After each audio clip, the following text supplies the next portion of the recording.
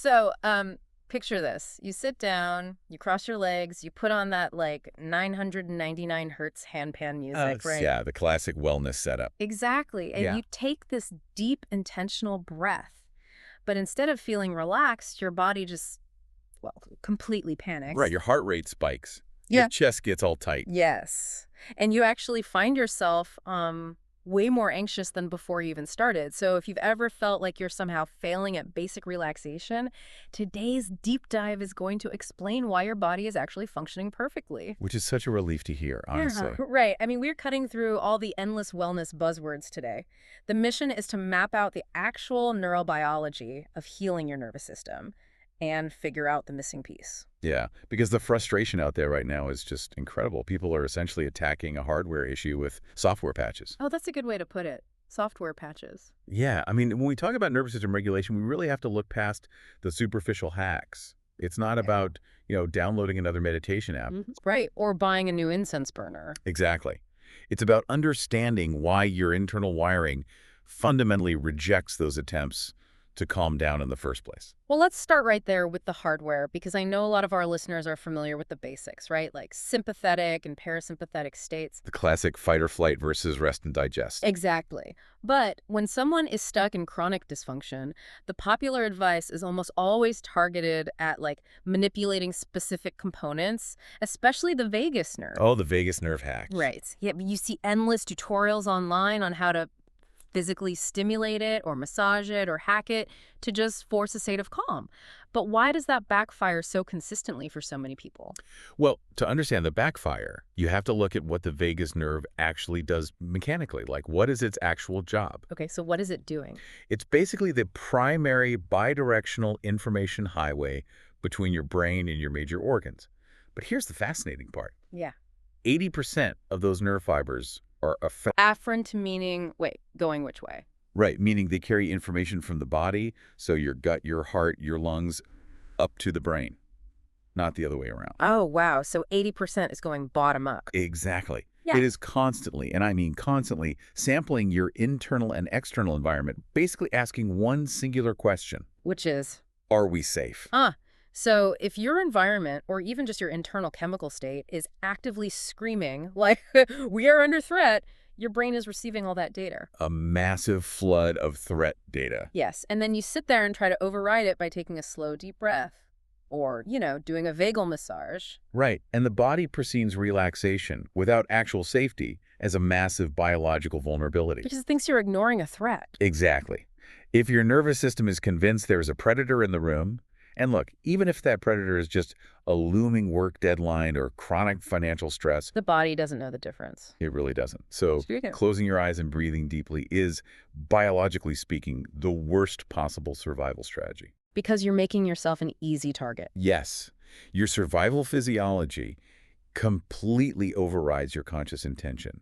It revs up the adrenaline Right. because it thinks you are making a fatal mistake by letting your guard down. Wow. It's essentially gaslighting your own survival instincts. It's like saying, just chill out while the building is actively on fire. Exactly. Uh. Of course, the body rebels. It makes me think about the way we try to fix our smartphones when they start lagging.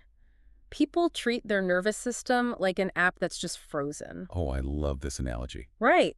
So they use these isolated tools, like a breathwork session or an ice bath. Like they are just swiping up to force close the anxiety app. Yep, just swiping it away.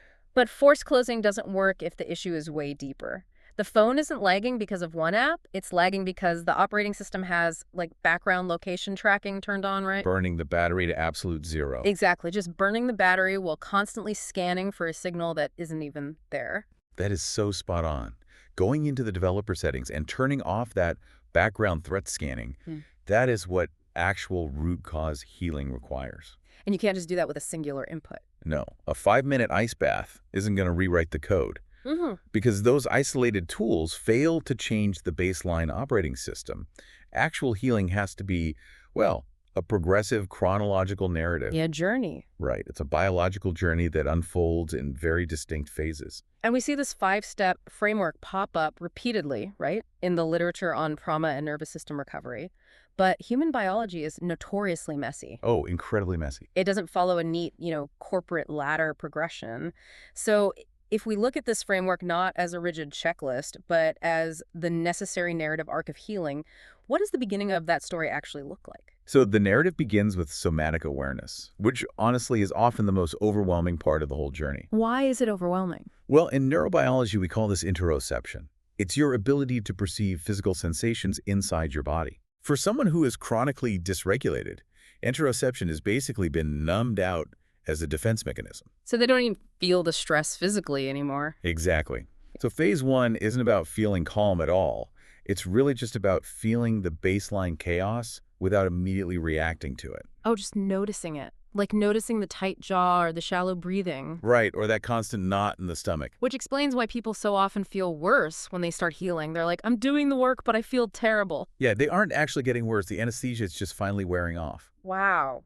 Okay, so phase one is waking up to the chaos. What happens next?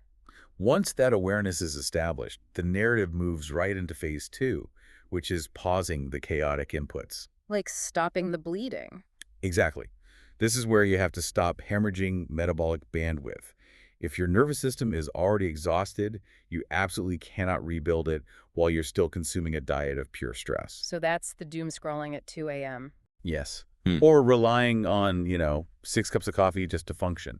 Or maintaining relationships that constantly trigger your defense responses. Right. It's basically triage. You have to stop the active bleeding before you try to do reconstructive surgery. That's exactly a triage. But once you've stopped the bleeding, phase three seems to be where the actual reprogramming starts. And this is about titrating safety. Yes. Titration. And titration, that's a concept from chemistry, right? It's Right. like adding a solution drop by drop so you don't cause this huge explosive reaction. I mean, that chemical analogy applies perfectly to the nervous system. According to polyvagal theory, you simply can't jump from extreme survival mode straight into profound relaxation. It's too much of a shock to the system. Right, it has to be titrated. So we look for what we call glimmers. Glimmers, I like that. They're these micro moments of safety that cue the parasympathetic nervous system. So it might literally be 10 seconds of feeling the sunlight on your face. Or just noticing the sturdy feeling of the chair underneath you. Exactly. You introduce one tiny drop of safety, let the system process it without panicking, and then you just step back. Okay, so phase four would be taking that capacity for safety and actually testing it against the real world. Yes. Taking it out of the vacuum. Like you've established you can feel safe alone in your room for 10 seconds. Now, can you maintain a fraction of that regulation when you have a difficult conversation with your partner? Right. Or can you keep your peripheral vision wide and your breath steady when your boss sends you a cryptic email? Which is so hard to do. And we call it pendulation. Pendulation, like a pendulum swinging. Exactly. You swing the pendulum into a mild stressor, and then you actively guide the nervous system back to safety. You're essentially doing reps in the gym. Oh, building the muscle. Yeah. Every time you dip into stress and successfully return to baseline, you are utilizing neuroplasticity. We say neurons that fire together, wire together. So you're creating new physical pathways. You are physically laying down myelin sheathing over those new neural pathways, making the route back to safety faster and much more efficient every single time. Which naturally brings us to the final chapter of this arc. Full integration. The ultimate goal. Right. Mhm. It's the point where this elasticity basically becomes your biological default. You don't have to consciously think about returning to baseline anymore. The system just auto-regulates. It knows the way home. Exactly. But let's talk about the elephant in the room here. Let's do it. Because this journey sounds perfectly logical on paper. Step one, step two, boom, you're healed. Yet, anyone who has actually tried to walk this path knows there is a massive pivot point. Oh, the wall. The wall, it's a wall that almost everyone hits. You get through the awareness, you start titrating the safety, and suddenly everything completely halts. The progress just vanishes. And people throw their hands up. They get completely demoralized. Well, the wall is actually the most critical turning point in the entire process. Yeah. When people hit it, the default assumption is personal failure. I'm doing it wrong. Right, I'm broken. But when progress halts mid-healing, it is almost always driven by 3 specific, highly protective internal roadblocks. Protective, that's a key word. Highly protective. Identifying which roadblock is halting your journey is the actual missing piece we talked about earlier.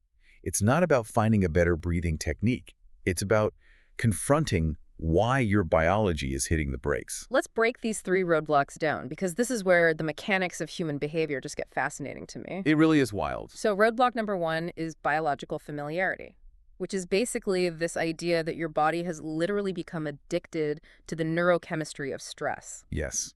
We always project our desire for happiness onto our nervous system, assuming our biology wants peace.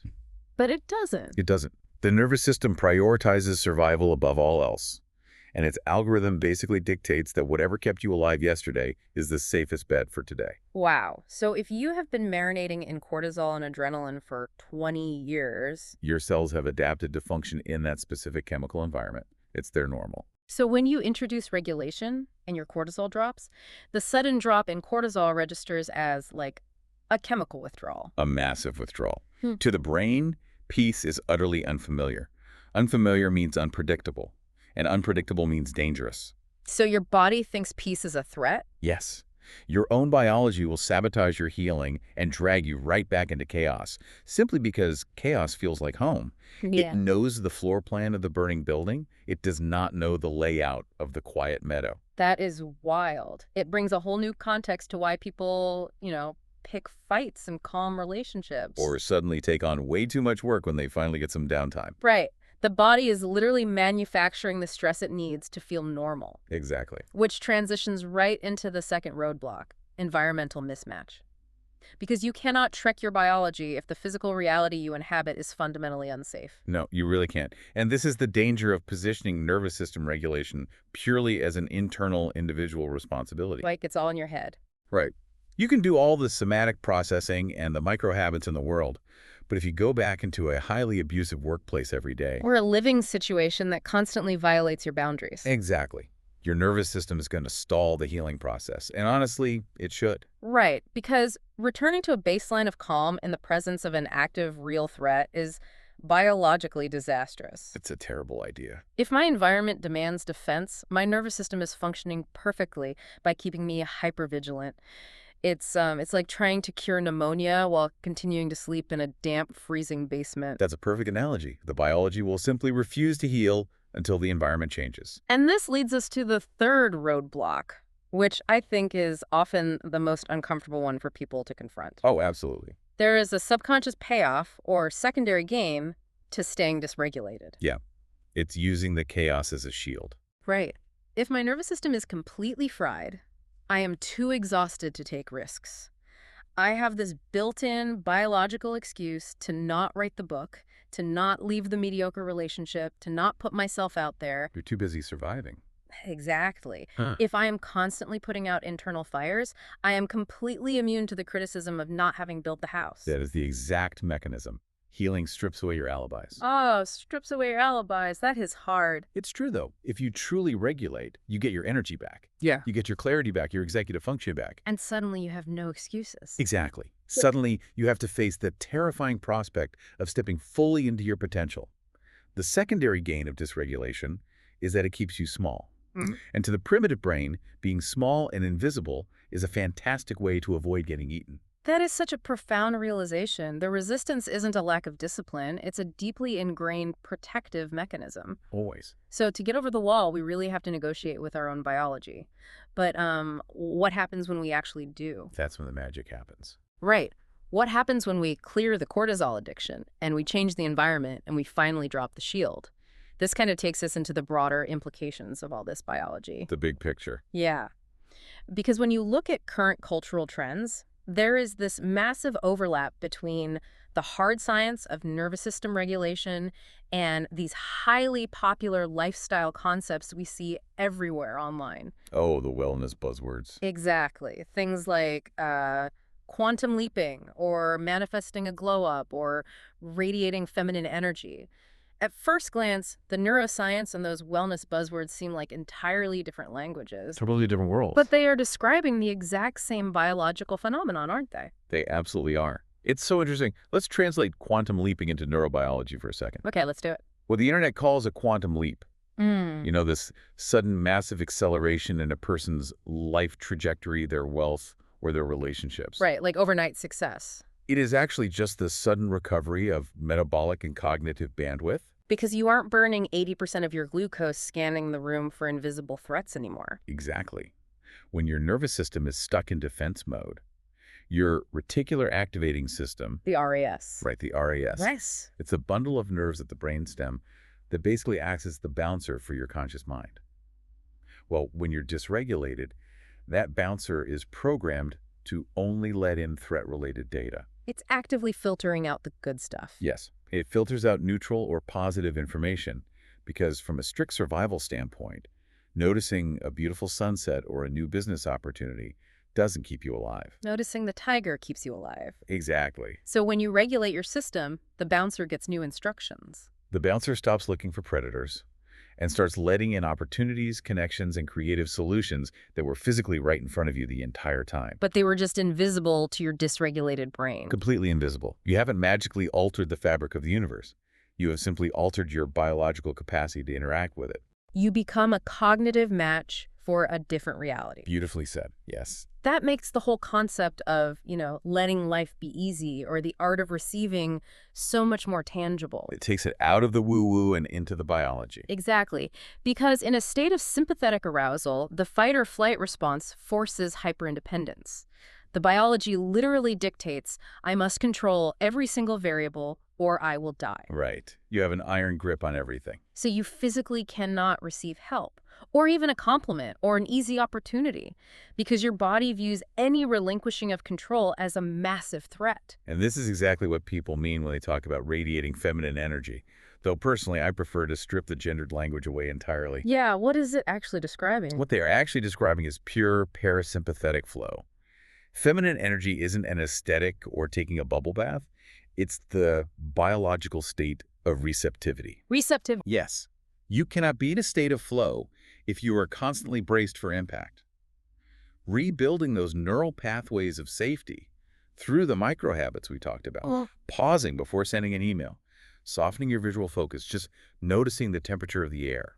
The glimmers. Right, the glimmers. These are the physiological prerequisites for that magnetic, relaxed energy to actually emerge. Self-improvement without nervous system regulation is just fighting your own biology. But, and I think this is so important, we need to be incredibly precise about what the end goal actually looks like here. Yes, let's clarify that. Because the internet often sells this image of a healed person as this, perpetually Zen monk floating on a cloud of high-frequency music, completely unbothered by the world. Nothing phases them. Right, and that feels not only unattainable, but deeply unnatural. It is a dangerous myth. A healthy nervous system does not mean you are numb.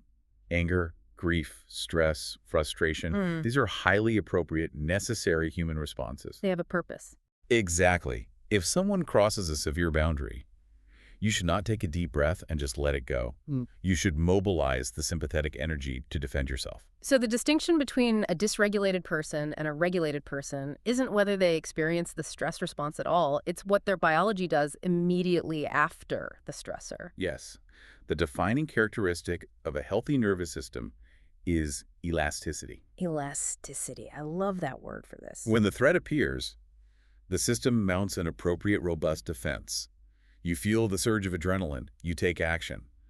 But the moment the threat is neutralized, the system gracefully metabolizes those chemicals and returns to baseline. It drops back down. It drops back down. It bounces back. It doesn't get stuck in the anger for 3 weeks. It doesn't, ruminate on the argument at 3 a.m. for an entire month. Exactly. A dysregulated system is like a rubber band that has been stretched so tight for so long that it has lost its snap. It just hangs there, loose and exhausted. Yes, but a regulated system retains its snap.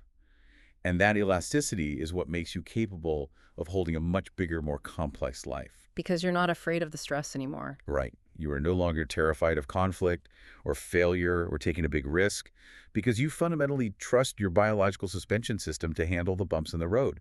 You know you can process the stress and come back to safety. The goal isn't the absence of stress. The goal is the absolute trust in your ability to recover.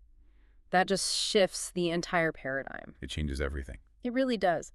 When we look back at the journey we've mapped out today, we are moving so far away from surface-level symptom management.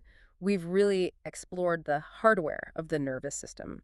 Understanding why the vagus nerve and our survival instincts actively reject relaxation when the environment feels dangerous. Exactly. And we've walked through that chronological narrative of healing, from the raw interoception of awareness, through the chemistry of titrating safety, all the way to the elasticity of full integration. And most crucially, we examine the wall. The roadblocks. Right.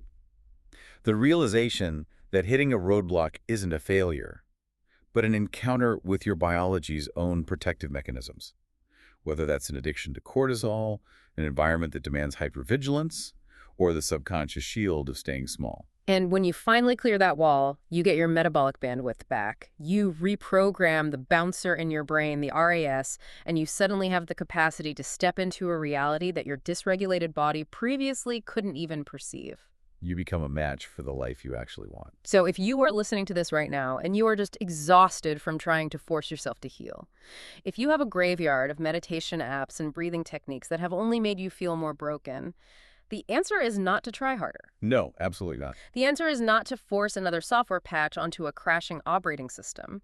Healing requires acknowledging that your body has been doing exactly what it was designed to do. It's been keeping you alive in the conditions it was given. Exactly. So the next time you feel completely overwhelmed and none of your usual tools are working, stop trying to forcefully regulate yourself. Stop gaslighting your own survival instincts. Just pause. Instead, take a breath, look at the reality of your life, and ask yourself which of the 3 hidden roadblocks is currently standing in your way. Is your body just craving the familiar chemistry of chaos?